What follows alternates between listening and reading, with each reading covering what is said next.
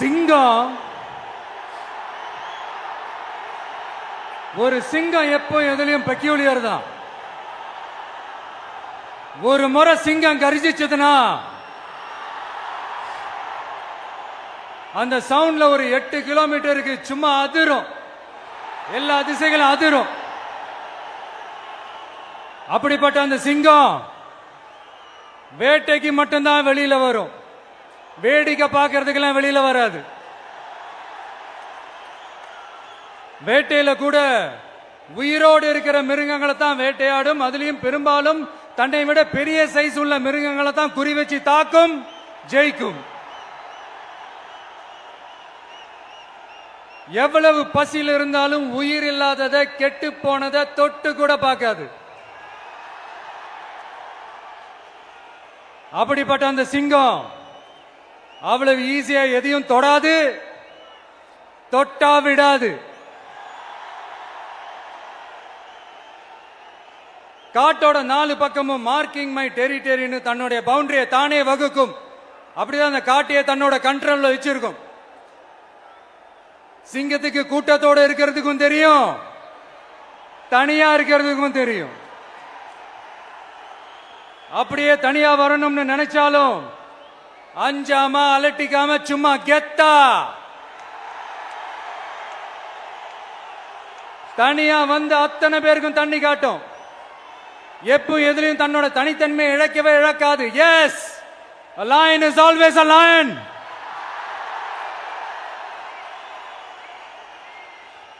There are so many jackals and other animals in the forest, but there will be only one lion. And even if it is single, it will be the king of jungle. It is not only a description but also a clear declaration. சிங்கத்தை பத்தி பேசிட்டு நம்ம சிங்க குட்டிகளையும் சிங்க பெண்களையும் பத்தி நம்ம பேசாம இருக்க முடியுமா?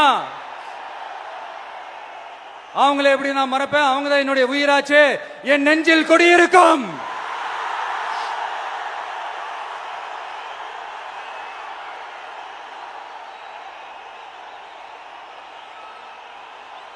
என்னுடைய தோழர்களுக்கும் தோழிகளுக்கும்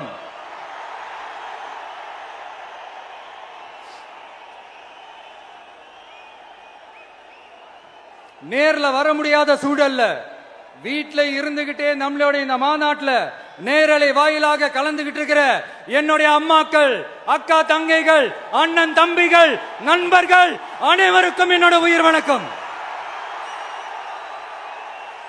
என்னோட உயிர் வணக்கம், என்னோட உயிர் வணக்கம்.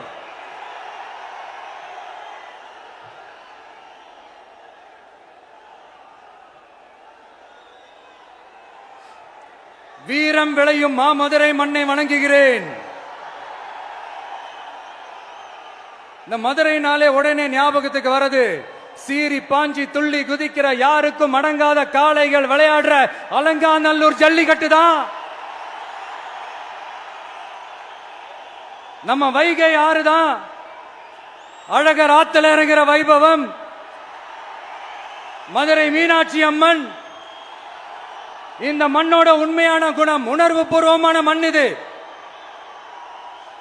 அது மட்டும் இல்ல, இந்த மண்ணில் வாழ்ற மக்களும் அப்படித்தான் உணர்வு பூர்வமான ஆளுங்க. நான் இந்த மண்ணில் கால் எடுத்து வச்ச உடனே ஒரே ஒருத்தரை பத்தி தான் மனசுக்குள்ள ஓடிக்கிட்டே இருந்தது. அவர் யாருன்னு உங்களுக்கும் தெரிஞ்சிருக்கும். சினிமானாலும் சரி, அரசியல்னாலும் சரி, நமக்கு ரொம்ப ரொம்ப பிடிச்சது புரட்சி தலைவர் எம்ஜிஆர் அவர்கள் தான். அவரோட பழகிறதுக்கு எனக்கு வாய்ப்பு கிடைக்கல. ஆனா அவரை மாதிரியே குணம் கொண்ட என்னுடைய அண்ணன் புரட்சி கலைஞர் கேப்டன் விஜயகாந்த் அவர்களோட பழகிறதுக்கு எனக்கு நிறையவே வாய்ப்பு கிடைச்சது. அவரும் இந்த மதுரை மண்ணை சேர்ந்தவர் தானே, அவரை மறக்க முடியுமா? தமிழ்நாட்டு மக்கள் உணர்வுபூர்வமா உண்மையா நம்ம பக்கத்திலே நிக்கிறவங்க, அதுக்கு ஒரு மிகப்பெரிய அடையாளம் தான் இந்த மதுரை மண். நம்ம தமிழக வெற்றி கழகம் கையில் எடுத்திருக்கிற அரசியலும் அப்படித்தான். உண்மையான அரசியல், உணர்வு பூர்வமான அரசியல், நல்ல அரசியல், நல்லவங்களுக்கான அரசியல், நாட்டு மக்களுக்கான அரசியல், நல்லது மட்டுமே செய்கிற அரசியல்.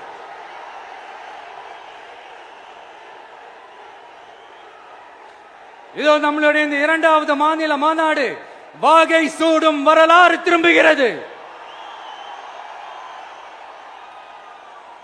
அப்படி இந்த மாநாட்டுக்கு பேர் வச்சிருக்கிறோம்.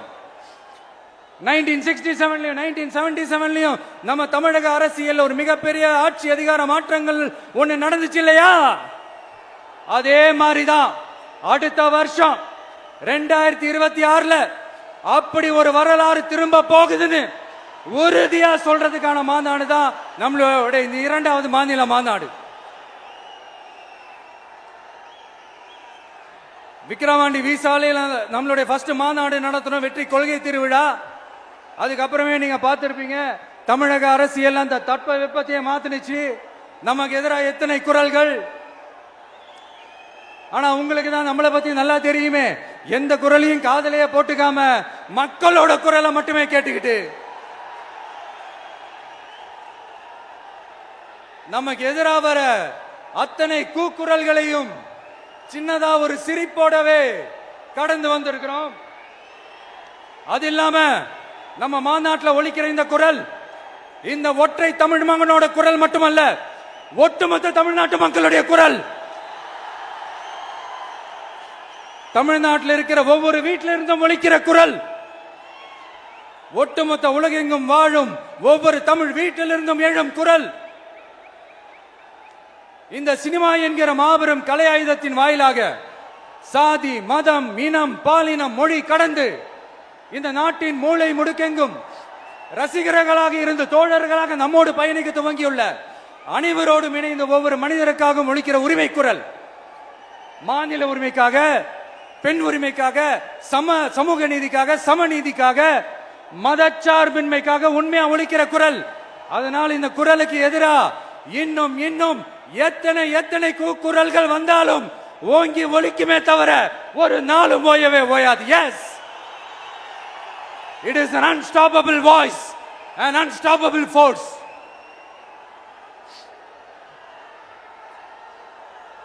நம்ம அரசியலுக்கு வர்றதுக்கு முன்னாடி அட இவரெல்லாம் வரமாட்டாரியா, அவரே வரல, இவரே வரல, இவருங்க வர போறாரு அப்படின்ட்டு நிறைய பேர் ஜோசியம் சொன்னாங்க. அப்புறம் நம்ம கட்சியினுடைய பேர் அறிவிச்சதுக்கு அப்புறம் பேரு தானே அறிவிச்சிருக்கிறாரு, மக்கள் கிட்ட பேர் வாங்கணும்ல, அதெல்லாம் முடியாதுன்னாங்க. அப்புறம் ரொம்ப முக்கியமா மாநாடுலாம் எவ்வளவு பெரிய விஷயம், அதெல்லாம் இவர் ஒத்தால எப்படி பண்ண முடியும், சும்மா பக்கத்துல புசியானதை வச்சுக்கிட்டு மாநாடுல எப்படி நடத்தி காட்ட முடியும், அதெல்லாம் அவங்களால முடியாது. அப்புறம் மழை பெஞ்சு எல்லாத்தையும் எடுத்துரும். ஏன் என் கூட இருக்கிறவங்களே கூட தான் சொன்னாங்க. அதுக்கப்புறம் என்ன நடந்துச்சுன்னு உங்க எல்லாருக்குமே தெரியும். இப்ப புதுசா ஒண்ணு சொல்ல ஆரம்பிச்சிருக்கிறாங்க. அது என்னடானா, ஆட்சியை பிடிக்கிறதெல்லாம் அவ்வளவு ஈஸி இல்லை இல்லையா. இப்ப அதெல்லாம் விட்டாங்க, இப்ப இங்க வந்துட்டாங்க. இவர் நேரா ஷூட்டிங்ல இருந்து வருவாராம், வந்து ஆட்சியை பிடிப்பாராம். அது எப்படி இவராலே முடியும், அவராலே முடியல, இவராலே முடியல, அவருக்கு அத்தனை வருஷம் ஆச்சு, இவராலே எப்படி முடியும் ஒரு பக்கம். இன்னொரு பக்கம் கூட்டம்லாம் ஓகே தான், அது எப்படி ஓட்டா மாறும் அப்படின்றது இன்னொரு பக்கம். இப்படி கதை, திரைக்கதை, வசனம், இயக்கம், பாடல்கள்,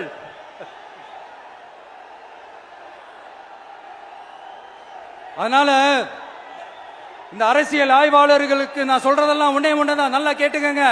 இந்த விஜய் ஏதோ இந்த பல லட்சம் பேர் கூடுற கூட்டத்தில் மட்டுமே இருக்கிறாரு அப்படின்னு மட்டும் தப்பு கணக்கு போட்டாதீங்க. ஏன்னா நம்மளுடைய இந்த கூட்டம் வெறும் ஓட்டா மட்டும் இல்லைங்க, வரப்போற தேர்தலில் மக்கள் விரோத ஆட்சியாளர்களுக்கு நாம வைக்க போற வேட்டா, நம்மளை கோட்டைக்கு அனுப்ப போற ரூட்டா இருக்க போதுன்னு சீக்கிரமாவே தெரிஞ்சுப்பீங்க. ஏன்னா கோடிக்கணக்கானவங்களோட ஹார்ட்லயும் வீட்லயும் ஏற்கனவே ஆல்ரெடி உயிரா, உணர்வா, உறவா இருக்கிறோம். நம்மளுடைய கனெக்ட் எல்லாம் வெறும் மக்களோட மட்டும்தான். நாம யாருன்னு அவங்களுக்கு தெரியும், அவங்க யாருன்னு நமக்கு தெரியும். நாமளும் நம்ம மக்களும் எப்படி இருக்கிறோம்னு எதிரிகளுக்கு நல்லாவே தெரியும். இருந்தாலும் இந்த விஜய் எதுக்குப்பா வந்திருக்கிறாரு, இவர் என்ன புதுசா என்ன திட்டம்லாம் சொல்லிட்டாரு அப்படின்னு வேற நிறைய கேள்விகள். இந்த சொல்றேன் தெரிஞ்சுக்கங்க. பெண் குழந்தைகள், பெண்கள் மற்றும் வயசானவங்களோட பாதுகாப்புல தான் நம்ம பிரையாரிட்டியே.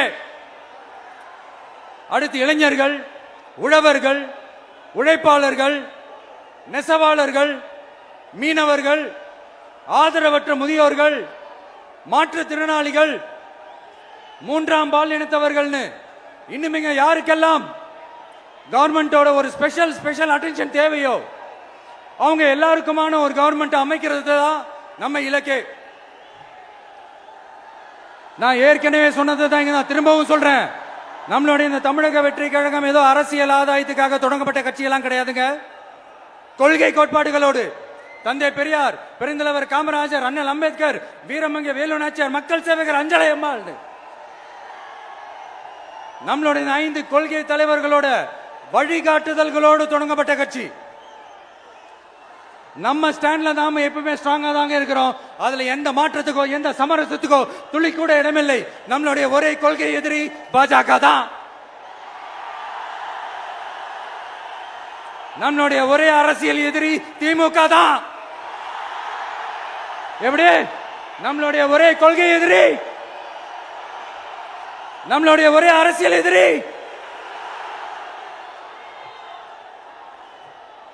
ஏதோ அண்டர் கிரவுண்ட் ஆதாயத்துக்காக டீல் போட்டுக்கிட்டு டீல் பேசிக்கிட்டு இந்த அலையன்ஸ் வச்சுக்கிட்டு இந்த ஊரை ஏமாத்துற கட்சி எல்லாம் நம்ம டிவிக்கே கிடையாதுங்க.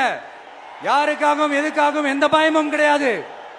மாபெரும் பெண்கள் சக்தி நம்மளோட இருக்கிறாங்க, மாபெரும் இளைஞர்கள் சக்தி நம்மளோட இருக்கிறாங்க, ஒட்டுமொத்த தமிழ்நாட்டு மக்களுடைய சக்தி நம்மளோட நிக்கிறாங்க. அப்படி இருக்கும்போது இந்தியாவில் இருக்கிற எல்லா ஸ்டேட்லயும் வாழ்ற நம்ம தமிழ் நெஞ்சங்கள் மட்டும் இல்ல, உலகம் பூரா 100க்கும் மேலான நாடுகள்ல வாழ்ற நம்ம தாய் தமிழ் உறவுகள் எல்லாருமே என்ன விஜய் தளபதி விஜய் இல்லனா விஜய் தளபதி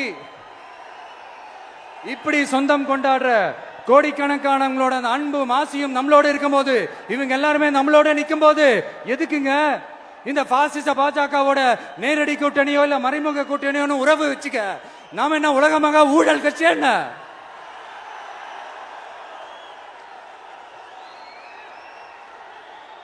நம்மளை பத்தி சின்னதா ஒரு உண்மை ஒண்ணு சொல்லலாமா? என்னடா இவர் வாயால இப்படி சொல்றாருன்ட்டு யாரும் தவறா நினைச்சுக்க வேணாம். ஏன்னா இது ஒரு விதத்துல ஒரு ஃபேக்டும் கூட. அதனாலதான் நான் சொல்லணும்னு ஆசைப்படுறேன். நம்ம யார் தெரியும்ல? நாம எல்லாருமே சொல்றேன். நாம யார் தெரியும்ல? இந்தியாவின் மாபெரும் மக்கள் சக்தி கொண்ட ஒரு மகத்தான வெகுஜன மக்கள் படை.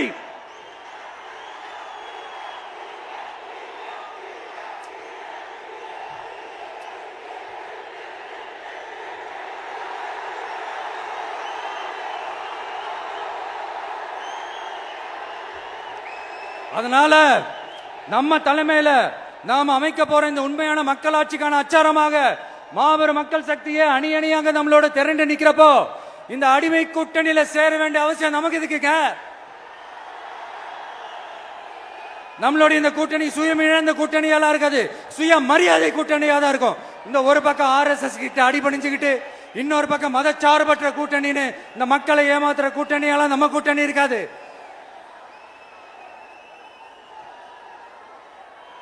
நான் இப்பவும் சொல்றேன், நம்மளை நம்பி வர்றவங்களுக்கு ஆட்சியிலும் அதிகாரத்திலும் உறுதியாக பங்களிப்பு செய்யப்படும்.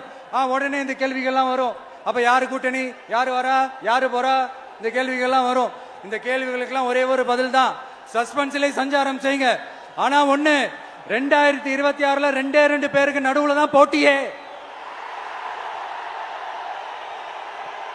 ஒன்னு டிவிகே, இன்னொன்னு டிஎம்கே. இந்த போட்டி எப்படி இருக்க போதுன்னா, இந்த அலையன்ஸை வச்சு எப்படியாவது நம்ம தப்பிச்சிடலாம். என்ன இந்த பழைய இந்த மேத்தமேட்டிக்ஸ் அரித்மேட்டிக்ஸ் இதெல்லாம் வச்சு எப்படியாவது நம்ம தப்பிச்சிடலாம் அப்படின்னு நினைக்கிறவங்களோட அந்த கனவு ஒரு நாளும் மைப்படாது. சரி, இப்ப நம்ம வேற ஒரு ஏரியாவுக்கு ஒண்ணு வருவோம். எதிர்காலம் வரும், என் கடமை வரும், இந்த கூட்டத்தின் ஆட்டத்தை ஒழிப்பேன்.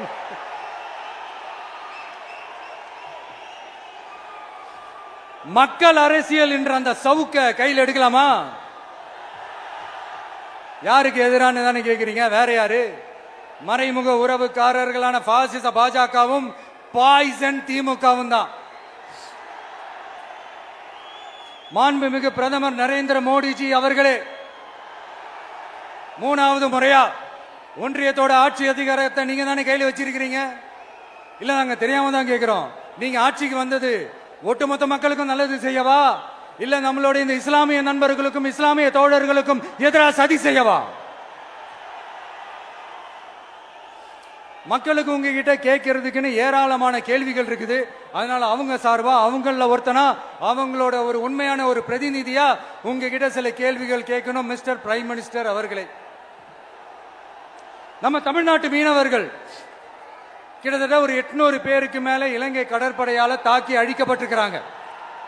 அதை கண்டிக்கிறதுக்காக உங்களை பெருசா எதுவும் செய்ய சொல்லல, சின்னதா ஒண்ணே ஒண்ணு மட்டும் செஞ்சு கொடுங்க. இனிமேலாச்சும் எங்களுடைய மீனவர்கள் பாதுகாப்பா இருக்கிறதுக்காக இந்த கச்சத்தீவை இலங்கை கிட்ட இருந்து மீட்டு கொடுத்துருங்க, அது போதும்.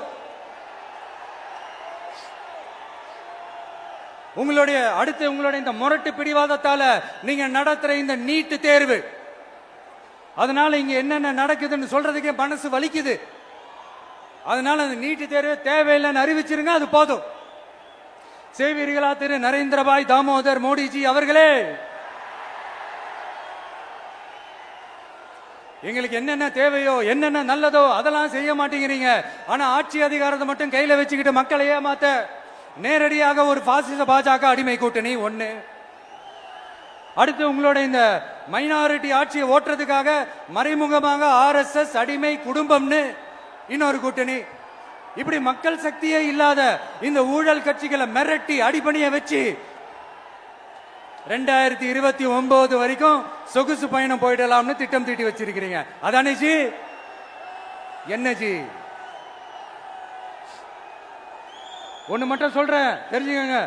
என்னதான் நீங்க இந்த நேரடி மறைமுக கூட்டணி குட்டிகரணம் போட்டாலும் தாமரை இலையில தண்ணியே ஒட்டாது. தமிழக மக்கள் மட்டும் எப்படி ஒட்டுவாங்க?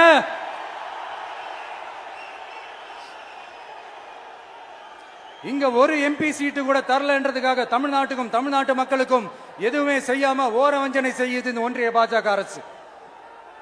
சங்கம் வச்சு தமிழ் வளர்த்த மண் இந்த மதுரை மண். அதனால இங்க அந்த கீழடியில கிடைச்ச ஆதாரங்களை எல்லாம் மறைச்சிட்டு எங்க நாகரிகத்தையும் எங்க வரலாறையும் அழிக்கிறதுக்காக உள்ளடி வேலை செய்யலாம்னு நினைக்கிறீங்க. தமிழ்நாட்டை தொட்ட என்ன நடக்கும் நீங்க பல உதாரணங்கள் இருக்குது. அதனால இதையெல்லாம் மறைச்சிட்டு எங்க மக்களை ஏமாத்திடலாம்னு மட்டும் நினைக்காதீங்க. மத நல்லிணக்கத்திற்கு பெயர் பெற்ற இந்த மதுரை மண்ணிலிருந்து சொல்றேன், உங்க எண்ணம் எல்லாம் ஒரு நாளும் ஈடேறாது.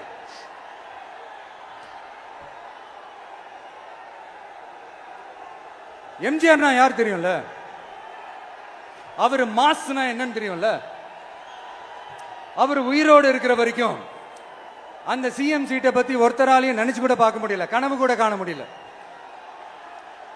எப்படியாவது அந்த சிஎம் சீட்டை என்கிட்ட கொடுத்துருங்க, என் நண்பர் எம்ஜிஆர் திரும்ப வந்ததுக்கு அப்புறம் நான் திருப்பி கொடுத்துறேன்னு தன்னோட எதிரியை கூட மக்கள் கிட்ட கெஞ்ச வச்சவர் எம்ஜிஆர். எப்படி கெஞ்ச வச்சவர்? அதனால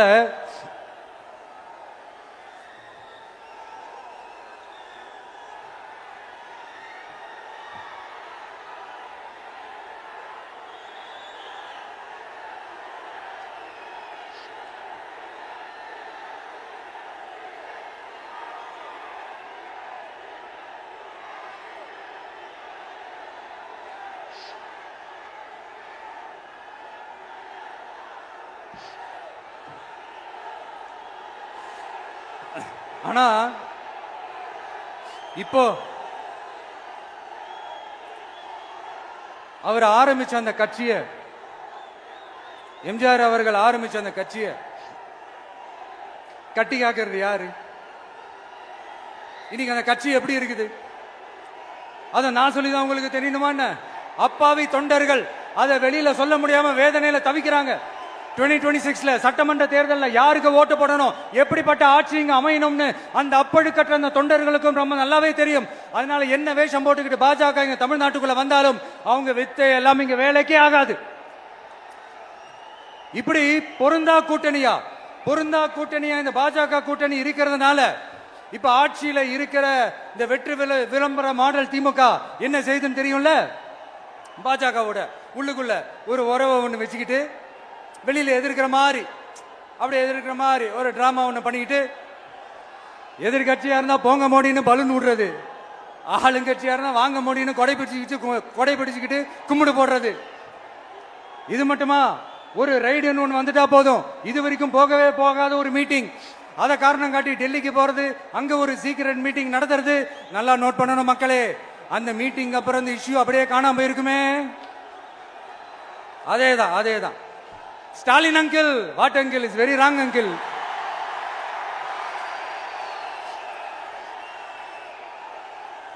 இப்படி தமிழ்நாட்டில் இப்ப நடக்கிற இந்த ஆட்சியினுடைய லட்சணத்தை பார்த்துக்கிட்டு நாம எப்படி சும்மா இருக்க முடியும்? ஒரு தவறு செய்தால், அதை தெரிந்து செய்தால், அவர் கபட நாடக மு.க. ஸ்டாலின் அங்கிளாகவே இருந்தாலும், அங்கிள் உங்களுக்கு மனசாட்சின்னு ஒன்று இருந்துச்சுன்னா நாங்க கேட்கிற கேள்விகளுக்கு மட்டும் கொஞ்சம் பதில் சொல்லுங்க அங்கிள். நீங்க நடத்துற இந்த ஆட்சியில நேர்மை இருக்கா? நியாயம் இருக்கா? ஊழல் இல்லாம இருக்கா? சட்டம் ஒழுங்கு சரியா இருக்கா? பெண்களுக்கு பாதுகாப்பு இருக்கா? பொதுமக்களுக்கு பாதுகாப்பு இருக்கா? இயற்கை வளங்களுக்கு பாதுகாப்பு இருக்கா? சொல்லுங்க மை டியர் அங்கிள், சொல்லுங்க. டாஸ்மாக்ல மட்டுமே இது வரைக்கும் 1000 கோடிக்கு மேல ஊழல் சொல்றாங்க. அதுல மட்டுமா தப்பு நடக்குது? வேற எதுல தான் நடக்கல? உலகத்திலே மிஸ்டர் கிளீன் ரெக்கார்ட்ஸ் எல்லாம் உங்களுக்கும் உங்க கூட இருக்கிறவங்களுக்கும் மட்டும்தான் அங்கிள் கொடுக்கணும். இதை பார்த்து வாயே இல்லாத ஊரு கூட வயிறு வலிக்கு சிரிக்குது. பெண்களுக்கு 1000 ரூபாய் கொடுத்துட்டீங்கன்னா போதுமா அங்கிள்? அப்படியே அது மூடி மறைச்சிடலான்னு பாக்குறீங்களா? படிக்கிற இடத்துல, வேலைக்கு போற இடத்துல, வெளியில போற இடத்துலன்னு அவங்களுக்கு பாதுகாப்பே இல்லைன்னு ஒட்டுமொத்த பெண்களும் கதறாங்க. அந்த கதறல் சத்தம் ஏதாவது உங்க காதுல கேக்குதா அங்கிள்? இதுல வேற உங்க அப்பான்னு கூப்பிடுறாங்கன்னு வேற சொல்றீங்க. What is this uncle? Is very very wrong uncle, is very very wrong. பெண்களுக்கு மட்டுமா பொய் வாக்குறுதி கொடுத்து ஏமாத்துறீங்க? அரசு ஊழியர்கள், ஆசிரியர்களை ஏமாத்துறீங்க, விவசாயிகளை ஏமாத்துறீங்க, பரந்தூர்ல பாதிப்பே வராதுன்னு சொல்லி ஏமாத்துறீங்க, மீனவர்களை ஏமாத்துறீங்க, போதைப் பொருள் கலாச்சாரத்தை ஒழிக்காம ஏமாத்துறீங்க. ஐயோ, very very first uncle, very very first. எப்படி கேட்டாலும் இவங்க கிட்ட இருந்து எந்த பதிலும் வரப்போறதில்லை. ஏன்னா இருந்தா தானே. இப்ப ஆட்சியில இருக்கிற நம்மளுடைய அங்கிள் பதில் சொல்றது இருக்கட்டும். மக்களை நீங்க சொல்லுங்க, நீங்க உண்மையை சொல்லுங்க. செய்வோம்னு சொன்னாங்களே, சொன்னதெல்லாம் செஞ்சாங்களா? உங்களை தான் கேக்குறேன், சொன்னதெல்லாம் செஞ்சாங்களா? சத்தமா மை டியர் அங்கிள், கேக்குதா? மக்களோட சத்தம் கேக்குதா? இது வெறும் சாதாரணமான முழக்கம் தான். கூடிய சீக்கிரம் மக்களை போய் சந்திக்க போறேன், அவங்களோட மனசு விட்டு பேச போறேன். அதுக்கப்புறம் இந்த சாதாரணமான முழக்கம் இடி முழக்கமா மாறும். அத்தோட நிக்காது. அந்த இடி முழக்கம் தமிழ்நாட்டோட போர் முழக்கமா மாறும். அந்த போர் முழக்கம் உங்களை ஒரு நிமிஷம் கூட தூங்க விடாது. நடக்குதா இல்லையான்னு பாருங்க. என்னடா இவன் இவ்வளவு ஸ்ட்ராங்கா சொல்றானேன்னு பாக்குறீங்களா? எல்லாரும் கட்சி ஆரம்பிச்சதுக்கு அப்புறம் தான் ஒவ்வொரு வீட்டுக்குள்ளேயும் போறதுக்கு ட்ரை பண்ணுவாங்க. ஆனா நாங்க அப்படி இல்லை. ஒவ்வொரு வீட்டுக்குள்ளேயும் போனதுக்கு அப்புறம் தான் கட்சியாவே ஆரம்பிச்சிருக்கிறோம்.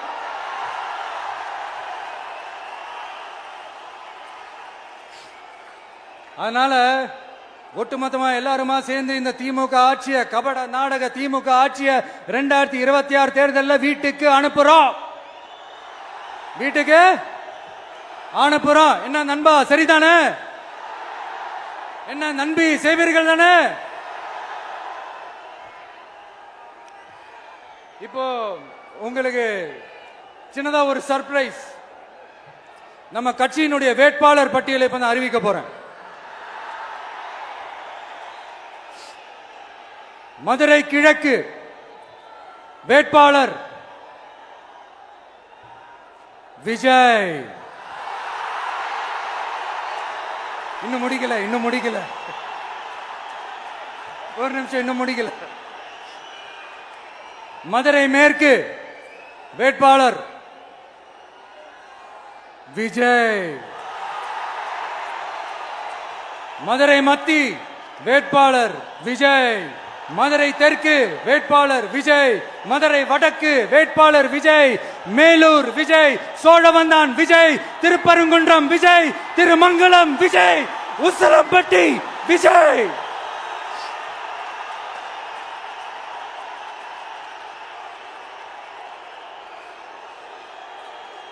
என்னடா எல்லா தொகுதியிலையும் ஒரே வேட்பாளர்னு பாக்குறீங்களா? 234 தொகுதியிலையும் இந்த விஜய் தான், அதாவது உங்க விஜய் தான் உங்க சின்னம். இன்னும் சிம்பிளா சொல்லணும்னா உங்க வீட்டில் இருக்கிற ஒருத்தர் தான் வேட்பாளரா நிக்க போறாங்க. அந்த வேட்பாளரும் நானும் வேறு வேறு இல்லை. நீங்க அவருக்கு ஓட்டு போட்டீங்கன்னா எனக்கு ஓட்டு போட்ட மாதிரி, இந்த முகத்துக்காக நீங்க ஓட்டு போட்டீங்கன்னா உங்க வீட்டில் இருக்கிற உங்களுடைய வேட்பாளர் ஜெயிச்ச மாதிரி. என்னடா இவர் ஏதோ ஓவரா சொல்றாருன்னு நினைக்க வேணாம். பிராக்டிக்கலா அப்படிதான் இருக்கும், அப்படிதான் இருக்கணும். நீங்களும் அப்படிதான் நினைப்பீங்கன்னு நான் நம்புறேன். ஏன்னா இது நம்மளை விட நம்ம எதிரிங்களுக்கு இன்னும் நல்லாவே தெரியும். அதனால எல்லா இந்த அதிகார பலம் எல்லாத்தையும் தூக்கிட்டு வந்துருவாங்க. வரட்டும், பாத்துக்கலாம். TVK will take it, TVK will meet it, TVK will compete with it and TVK will conquer it, TVK will conquer it.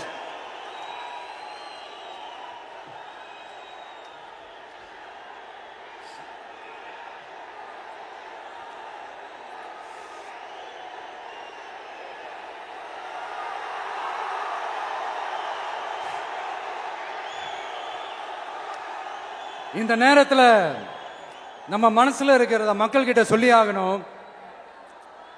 Thoothukudi ஸ்னோலினோட அம்மா என்ன அவங்களோட தம்பி, இன்னும் அவங்க பொண்ணுக்கு நான் தாய் மாமன்னு சொன்னாங்க.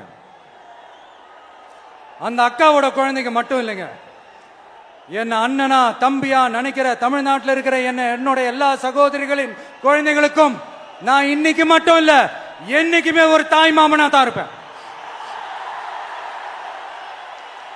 நீங்க எல்லாரும் என்னுடைய ரத்த உறவு, கூட பிறந்த பொறுப்பு.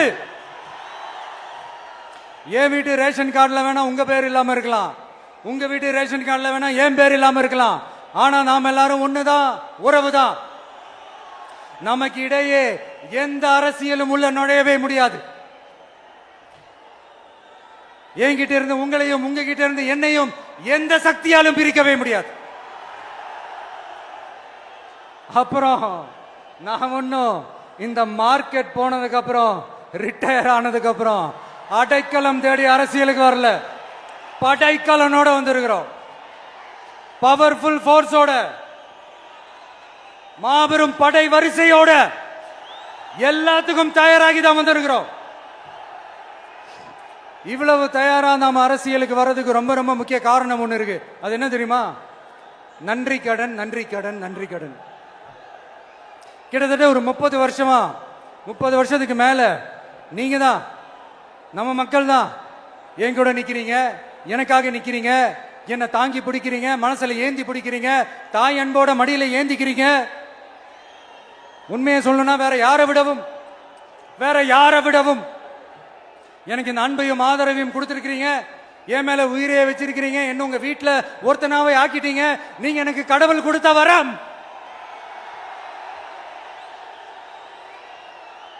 உலகம் பூரா நமக்காக நம்ம கூட நிக்கிற நம்ம மக்களை நான் எப்படி மறப்பேன்? நான் என் லைஃப்ல ரொம்ப உயிரா நினைக்கிறதே பெண்களை, குழந்தைங்களை, இளைஞர்களை, உழைக்கிற மக்களை தான். இவங்க தான் நம்மளோட வகைரா. இதை பார்த்துதான் நம்மளோட எதிரிகளுக்கு பத்தி எரியுது. அதுக்காக நாம் என்ன செய்ய முடியும்? அதனால நம்ம உறவுகளை, சொந்தத்தை, வகைராவை யாருக்காகவும் எதுக்காகவும் விட்டு கொடுக்க முடியாது இல்லையா? Here at this moment among this August gathering I want to open my heart and say I enjoy people, I respect people, I worship people.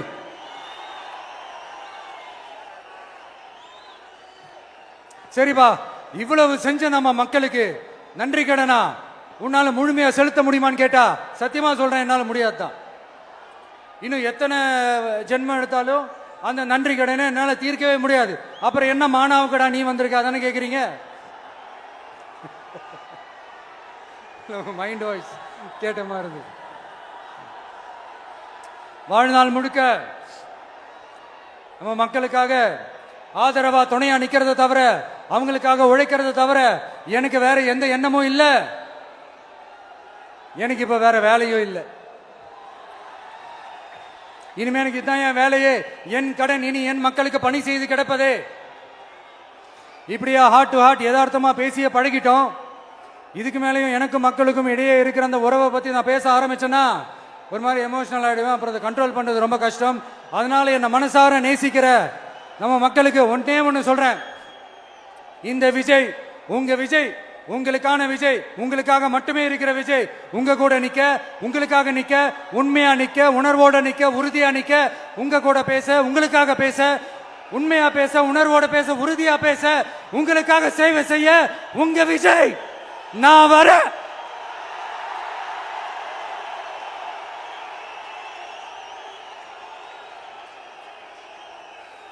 சொல்லல முக்கியம், செயல் செயல் செயல் தான் முக்கியம்.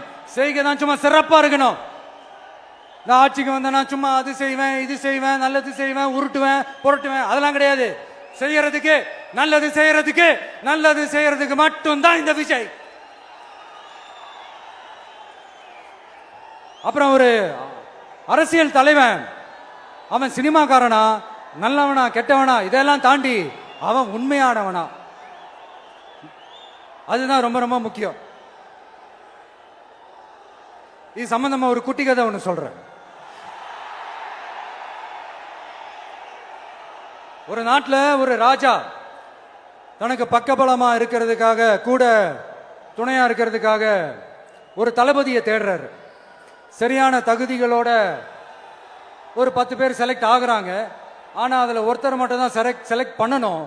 அதனால அந்த ராஜா என்ன பண்றாருன்னா ஒரு டெஸ்ட் வைக்கிறாரு. அந்த 10 பேர் கையிலையும் விதை நெல்லை கொடுத்து இதை நல்லா வளர்த்து கொண்டு வாங்க, ஒரு 3 மாசம் கழிச்சு வாங்கன்னு சொல்லி அனுப்பி வச்சிடுறாரு. 3 மாசம் கழிச்சு வரும்போது அதுல ஒருத்தர் ஆளு உயரத்துக்கு வளர்த்திருந்தாரு, ஒருத்தர் தோல் உயரத்துக்கு வளர்த்திருந்தாரு. அதுல ஒரு 9 பேரும் நல்லா வளர்த்து கொண்டு வந்திருந்தாங்க. ஒருத்தர் மட்டும் வெறும் தொட்டியோடவே வந்தாரு. என்னன்னு கேட்டதுக்கு, நானும் தண்ணி ஊத்தி ஊத்தி பாக்குறேன், உரம் வச்சு வச்சு பாக்குறேன், வளரவே மாட்டேங்குது ராஜா, என்ன பண்றதுன்னு தெரியலன்னு சொன்னதுக்கு ராஜா அவரை கட்டி அணைச்சிக்கிட்டு, இனிமே நீதான் என்னுடைய தளபதி, எல்லா அதிகாரமும் உனக்கு தான் சொன்னாரு. ஏன்னா அந்த 10 பேர் கையிலையும் ராஜா கொடுத்தது அவித்த விதை நெல், அது முளைக்கவே முளைக்காது. அந்த 9 திருட்டு பயலும் என்ன பண்ணிருக்காங்கன்னா வேற விதை நெல்லை வாங்கி அதை வளர்த்துட்டு ராஜாவையும் மக்களையும் ஏமாத்திருக்கிறாங்க. ஆனா இவர் மட்டும் உண்மையை போட்டு உடைச்சிட்டார். அதனால ஒரு நாட்டுக்கு திறமை எந்த அளவுக்கு முக்கியமோ அந்த அளவுக்கு உண்மையும் நேர்மையும் முக்கியம். இப்போ நீங்க எல்லாரும் தான் அந்த ராஜா.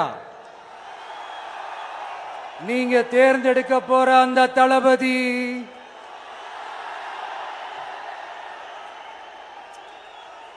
சும்மா சினிமாக்காரன் சினிமாக்காரன் சினிமாக்காரன். அம்பேத்கர் அவர்களை தோக்கடிச்சது சினிமாக்காரன் இல்ல, அரசியல்வாதி. காமராஜர் அவர்களை தோக்கடிச்சது, இங்க விருதுநகர் பகுதியில் தோக்கடிச்சது சினிமாக்காரன் இல்ல, இன்னொரு அரசியல்வாதி. இன்னைக்கும் நம்ம கூட வாழ்ந்துட்டு இருக்கிற நல்ல கண்ணு ஐயாவை தோக்கடிச்சது சினிமாக்காரன் இல்ல, அரசியல்வாதி. இப்படிப்பட்ட நல்ல நல்ல தலைவர்களை எதிர்த்து நின்று தோக்கடிக்கணும்னு அந்த எண்ணத்தை உருவாக்குனது சினிமாக்காரன் இல்ல, அரசியல்வாதி. அதனால எல்லா அரசியல்வாதியும் அறிவாளியும் கிடையாது, எல்லா சினிமாக்காரனும் முட்டாளும் கிடையாது. கான்பிடண்டா இருங்க, நல்லதே நடக்கும், வெற்றி நிச்சயம். மீண்டும் சந்திக்கும் வரை நன்றி, வணக்கம்.